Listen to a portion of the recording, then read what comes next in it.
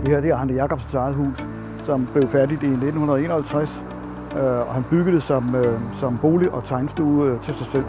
Og det er et rigtig vigtigt hus, fordi det markerer jo, hvad kan man sige, indgangen til modernisme i Danmark på fuld udblæsning.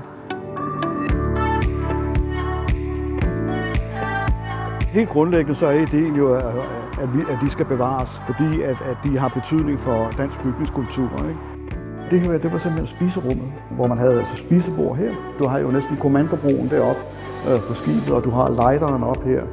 Den ejendomsportefølge, som vi opbygger, som jo er bredt funderet i hele landet, den repræsenterer mange forskellige perioder og stilarter osv., og det skal den også.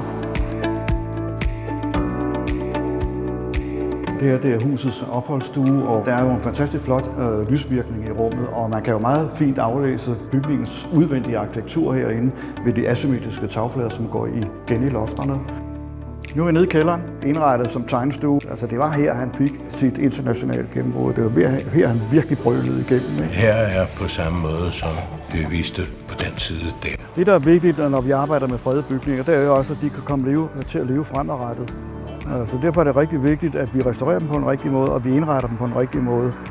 Og faktisk også, at vi finder nogle anvendelser og nogle mennesker, som synes, det er sjovt at bo i de huse. Haven har jo ligesom nogle forskellige oplevelsesscenarier. Når man står op på altanen heroppe bagved, jamen så er det meningen, at man har haven i fugleperspektiv, og i virkeligheden kan overskue den.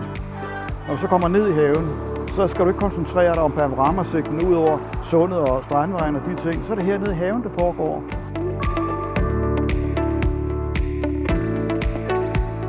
Hele det her hus, vil jeg sige, er fantastisk, som det er gennemtænkt på alle mulige måder, og der er 1 million forskellige virkemidler i det. Og man kan bare sige, at når man kommer sådan fra A til B til C, så er der en logik i det alt sammen.